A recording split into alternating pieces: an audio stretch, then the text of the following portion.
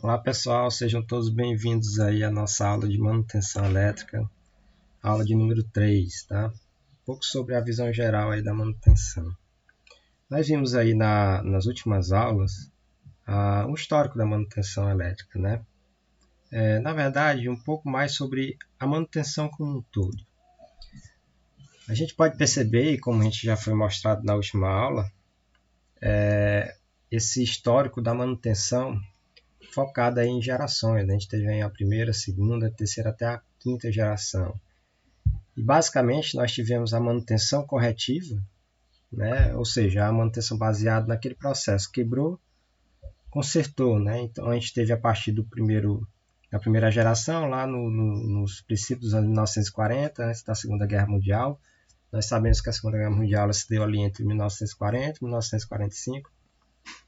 Então, a manutenção corretiva ela se baseou basicamente nesse princípio, até o ano de 1970, passando pela segunda geração. A manutenção baseada no tempo ela se deu ali a partir da terceira geração, em 1980 até 2010, mas, claro, essas datas não são períodos exatos, né? Só são para a gente ter uma noção aí do período de tempo, né?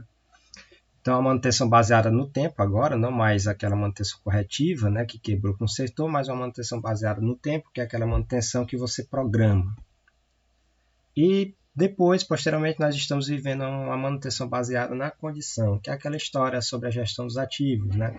Não necessariamente você faz a manutenção por um período que já está pré-determinado, você vai analisar a condição que aquela máquina ou aquele equipamento ele está se apresentando dentro do processo. Então, basicamente essas três etapas aí dentro das gerações da manutenção como um todo, tá?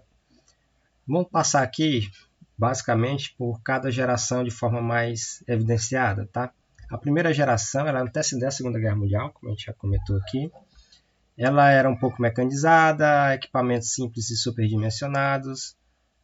A produtividade também era prioritária, a produtividade acima de tudo.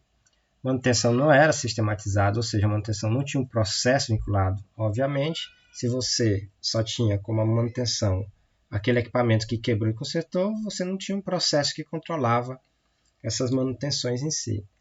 Os registros também eram manuais, serviços e controles, você não tinha uma espécie de controle computacional, automatizado, né? Você não tinha isso, tudo era manual.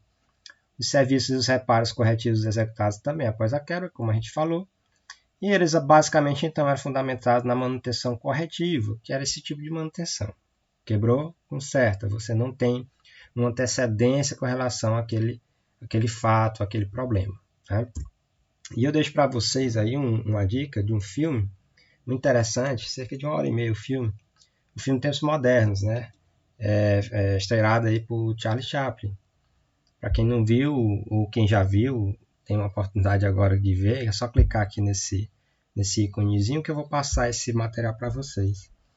É um filme de 1936, para a gente entender o contexto do filme, ele se dá um pouco pós-Revolução Industrial, né? A Revolução Industrial, como a gente viu, ela se deu lá no final do século XIX, né? Início do século XX.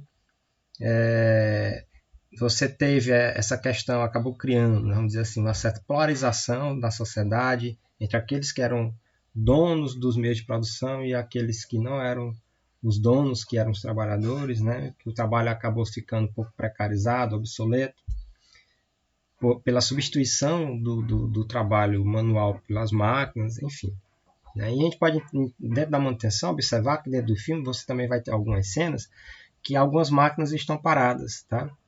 E elas estão paradas porque tem ele, o Charlie Chaplin, outra pessoa fazendo a manutençãozinha lá corretiva. É interessante, vocês assistam aí, que é bastante legal para entender todo, não só a parte da manutenção como um todo, mas todo o histórico, enfim. Né? Uma parte também sobre a segurança no trabalho. É bastante interessante, tá? Nós temos a segunda geração, que é após, né, pós Segunda Guerra Mundial, até início dos anos 60. A gente tem aqui o computador Harvard Mark I de 1944, né? Olha só, um computador ali Na verdade, não chega a ser um computador, mas uma calculadora eletromecânica, né, de cerca de 15 toneladas, olha só. Então, foi a primeira calculadora eletromecânica automatizada produzida em larga escala no ano de 1944, praticamente dentro da Segunda Guerra Mundial, mas o seu processo produtivo aí ela se deu após a Segunda Guerra Mundial. Né? Era uma bateria aí, ela funcionava com a bateria de 12 volts, que era a bateria de carro, tinha tomada 110 220, era bivolt, né? E o acionamento era manivela, né? Muito interessante. E o que é que tem a ver isso? Bom, isso tudo para dizer o seguinte, que após a Segunda Guerra Mundial, a gente teve essa questão da computadorização dos processos, né? Então a mão de obra diminuiu sensivelmente, por quê? Porque houve um período de escassez, né, e precariedade dos recursos após a Segunda Guerra Mundial. Também você acabou tendo um aumento da demanda energética também, claro, porque o mundo acabou criando vamos dizer assim, uma falta, né, uma escassez de recursos, e quando veio para o processo de reerguer, vamos dizer assim, os países, acabou tendo essa demanda, essa solicitação de demanda energética, né, esse aumento. Você teve um forte apelo também da mecanização, tá? Evidência da disponibilidade e confiabilidade dos equipamentos. A gente consegue perceber aqui que está começando a ter a ideia sobre a manutenção não mais puramente corretiva, né? Aumento da busca por maior produtividade, mais do que no período anterior. Uma maior dependência do bom funcionamento das redes. Ora, um bom funcionamento ele depende também não unicamente dos investimentos, mas também de outras coisas, entre elas a manutenção. Busca de soluções para evitar as falhas dos materiais e equipamentos. Opa, então a gente já está criando aqui uma ideia sobre de evitar falhas, né? Você não apenas aguarda a falha agora, você tenta evitar essas falhas nos materiais e nos equipamentos, nas máquinas, né? Intervenção nas redes passa a ser realizada em intervalos fixos. Olha que a ideia da manutenção preventiva, você criar intervalos de tempo pré-fixados para dar manutenção de determinado equipamento, né? O custo da manutenção se elevou comparado com outros custos operacionais. Aí entra uma questão de equilíbrio, né, de custo de manutenção com custo operacional. Tá? Registro da manutenção realizado em computadores de grande porte, tá? Como esses aqui, que a gente acabou de ver. E os serviços, na verdade, agora já são focados na redução dos custos e aumento da produtividade. Né? Surge, então, a manutenção preventiva. Como a gente já viu, é aquela baseada em intervalos fixos. Tá? Na terceira geração, a partir da década de 1970, houve-se uma paralisação do fornecimento, aumento dos custos, né? Afeta a qualidade dos serviços. Tá? Acelerou-se esse processo de mudança nas indústrias, o maior consumo também de energia, como a gente já tinha mostrado no período anterior. Há uma necessidade de visualização instantânea dos fatos. Olha só, você não agora espera os fatos ocorrerem, você na verdade agora você necessita verificar até de forma instantânea o que está acontecendo naquelas máquinas, naqueles equipamentos, né? Uma pausa no fornecimento, paralisação da sociedade, você teve um período ali de falta, né, de material, você teve esse problema na falta de fornecimento de alguns equipamentos, e teve alguns pontos-chave, né, o processamento de dados de telecomunicações, muito importante, um foco mais na saúde e na segurança, né, coisa que a gente não via muito com relação à manutenção, nesse caso, na manutenção em si. Uma preocupação também forte agora com o meio ambiente, maior automação, pode significar falhas mais frequentes. Olha só, maior automação do processo, né? A gente viu antes que nós tínhamos no início da computadorização, agora perdeu a trava-língua, uma espécie de computação, né? Um processo computacional, né? Aqui nós já temos uma maior automação do processo, né? As intervenções devem ser realizadas, né, reduzidas ao máximo, evitando gastos, tempo pessoal e desvio da produtividade. Tá? Olha só, então a gente partiu agora de uma manutenção preventiva baseada puramente no tempo. Você tem que evitar gastos também com pessoal, porque também é custo manutenção, né? de certa forma, na época, claro, e desvio de produtividade, porque uma coisa é você também pegar aquele mesmo empregado, tirar ele da linha de produção e colocar ele para dar uma manutenção naquele sistema, ou contratar também pessoas especializadas a dar manutenção naqueles equipamentos. Isso acaba virando um custo também. Então, reforça-se o conceito da manutenção preditiva, aquela manutenção que é baseada em dados, ou seja, eu não vou agora mais fazer manutenção nem baseado no tempo, obviamente nem baseado única e exclusivamente na quebra do equipamento, mas agora eu vou dar manutenção baseada em dados estatísticos, ou seja, será se é realmente aquela máquina baseada naqueles parâmetros precisa de fato daquela manutenção amanhã, ou na próxima semana, ou no próximo mês, né? Então isso tudo pode influenciar dentro do processo da manutenção, entrando agora com a manutenção preditiva. A indústria também passa por muitos processos aí, uma diferenciação no processo muito grande, tá? Tem um sistema chamado o sistema Just in Time, que é apenas no tempo, vamos dizer assim, traduzido ao pé da letra. Que sistema é esse, né? Tem 2 vídeos muito interessantes para vocês assistirem também, que explica bem, bem legal o sistema Just in Time.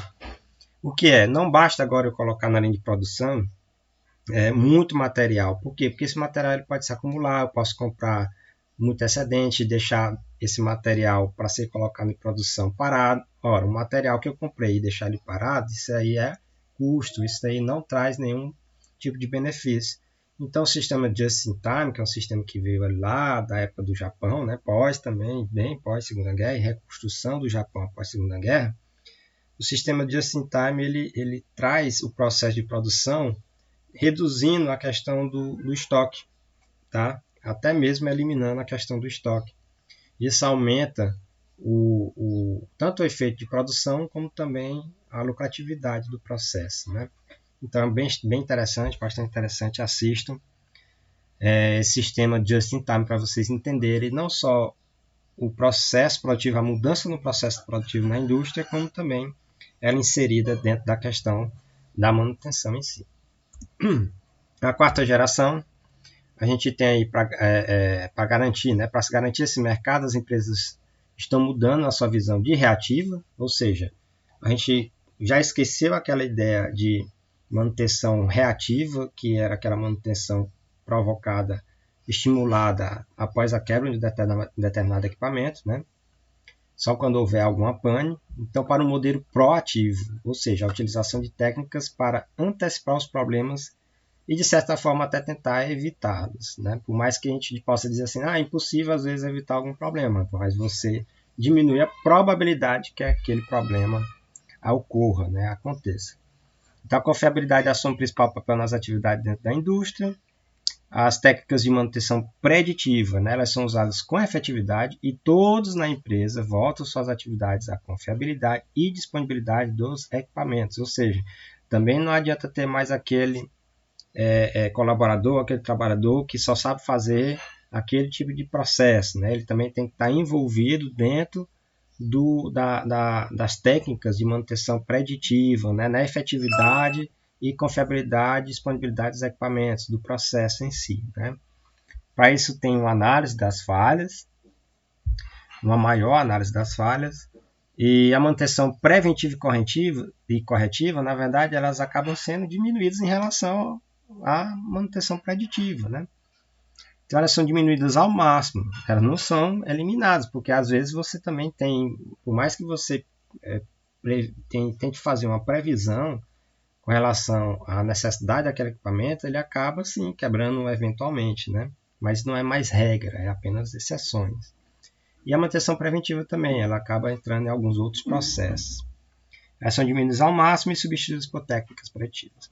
A oportunidade de ganho na área da manutenção estimula os administradores e engenheiros a investir tempo, conhecimento e dinheiro para eliminar essas lacunas aí. E por último, a 5ª e última geração, vamos dizer assim, a geração que nós estamos inseridos atual, na indústria 4.0, você tem um gerenciamento de ativos, como a gente já falado, os ativos são as pessoas, os equipamentos, as máquinas, as ferramentas, isso são os ativos das empresas. Uma maior confiabilidade, disponibilidade e manutenibilidade. Tá?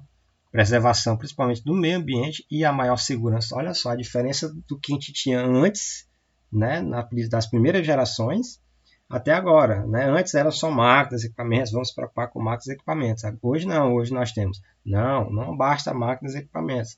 Então, temos que envolver também a preservação do meio ambiente e a maior segurança também para os colaboradores. Né? Aumento da manutenção preditiva e monitoramento da condição, como eu tinha dito, né? Agora a manutenção não é mais baseada, né, no tempo e nem na quebra, mas também agora, hoje é baseada principalmente na condição do equipamento, das ferramentas.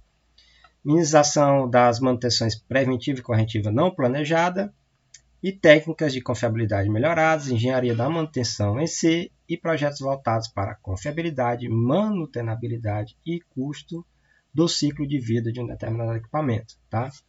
Então, basicamente, essas foram as 5, vamos dizer assim, gerações aí divididas ao longo do tempo, envolvendo a manutenção, não só exclusivamente manutenção elétrica, mas você tem todos os tipos de manutenção mecânica, outras manutenções que exigem um determinado conhecimento aí,